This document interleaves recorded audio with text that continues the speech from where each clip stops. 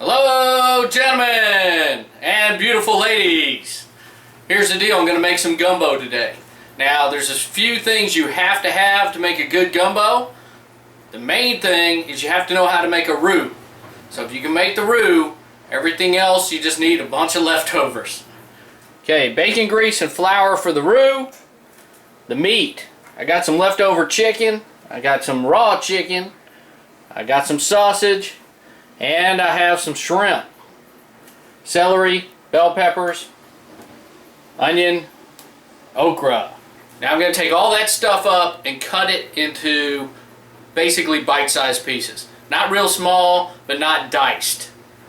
Okay, now this is for all you cast iron freaks out there, such as myself. This is my gumbo pot.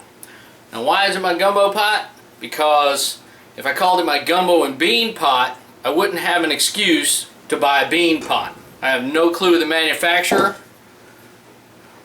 but it is a nice pot and it makes some damn good gumbo. I suggest you get some cast iron.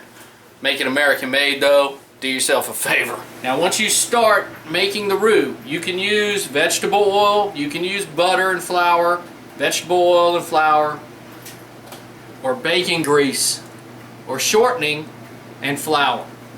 I use bacon grease, cardio diet. Bottom line is this, once you start, you can't stop.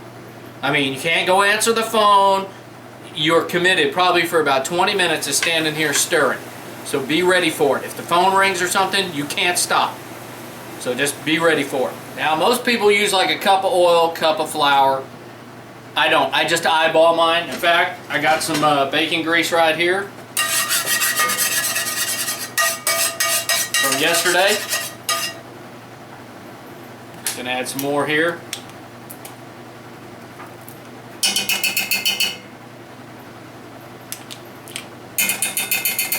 Okay, all my grease is melted. Now I'm gonna start the roux, and at this point, I can't stop. See, my phone rings as soon as that happens. You just can't stop. Like I said, I eyeball it. You might want to measure yours, but this is just how I do mine. Maybe that makes me a cook, maybe it doesn't. Now I have this on medium-high heat. Generally, if it's bubbling, you're okay. You just kind of got to watch it so you don't burn it. If you leave the temperature lower, it just takes longer to turn the brown color that you're looking for. Now it's been about 8 minutes. One little trick I do is the darker it gets, I turn down the heat a little bit, and that gives me some playroom on the roux. Okay guys, I turn the heat off, and that roux is the color I want. Now what we're going to do is add these vegetables in here, and you're going to give them a good stir. I'm also going to add a little garlic.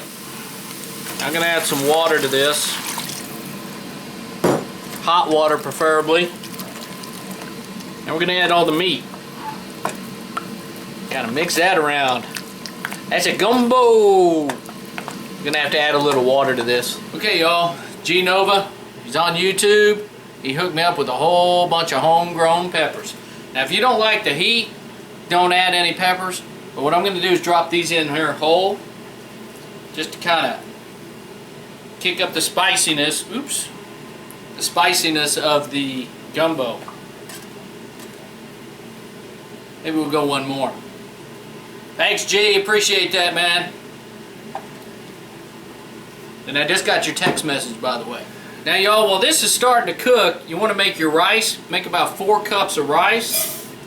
Now, I make my rice dry. Use 1 cup of rice, 1 cup of water. Now, for you cast iron freaks, I'm using a Lodge 5-quart Dutch oven to make the rice. Check the description below this video. I have all the links down there to where you need to be.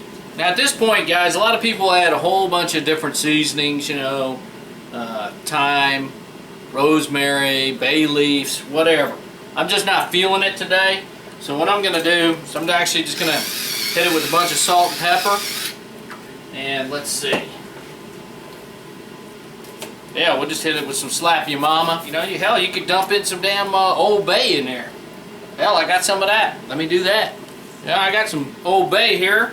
You can even add some, crab boil, whatever you want. This is gumbo. It's not rocket science. I never make it twice the same. Hell, I'm using leftovers. Leftovers got seasoning on them too. That's the idea, is to get rid of all your leftovers. Need a little salt. That's part of my cardio diet too. Of course, it's sea salt, so it's healthy. Now here's the deal too. I got a couple of tomatoes. No, man. Stir that in there. I have a buddy actually puts hard-boiled eggs in his gumbo. I'm going to add about 3/4 of the okra right now. And then about a half an hour before the gumbo's finished, I'll add the rest of it. Now the okra thickens it up. You know that slimy crap that comes out of okra? Well, that's what's going to happen. I'm going to just let this sit here and simmer for probably an hour and a half or so. I have peeled the shrimp. Now if you ask me if I took out the vein, you need to go away. Just turn off your computer and go away. No, I did not remove the vein. I did peel them though. You're lucky I even did that. I was about to just throw the whole damn thing in here with a head on it. Which, I've had gumbo like that and it's really good. And crabs floating around in it and everything else. This is gumbo, y'all. The messier, the better. Now y'all, what I'm going to do is have about 30 minutes left to cook this gumbo, so I'm going to add the rest of the okra. Oh, that's good. That is damn good. See that? That is an okra seed. Now when my daughter was young, I made a bunch of seafood gumbo and I put all the shrimp in there, and she was eating it and saying, "Oh, I love it, I love it." And all of a sudden she stopped, and I said, "What's the matter?" And she goes, "You put the eyeballs in there." She thought that was a shrimp eyeball. Now this is for all the cast iron freaks out there. I want to show you how to properly clean a cast iron skillet. This is that skillet I had all the bacon grease in, because I cooked bacon in it last night. This is how you do a nice cleaning. How's that, y'all? That's done. Now it's ready for the next load of bacon. We're going to add all the shrimp. The reason we add the shrimp at the very end is we don't want to overcook it. It's going to get rubbery. It's probably going to get rubbery anyway, but that's the reasoning for it. There's what we're looking at.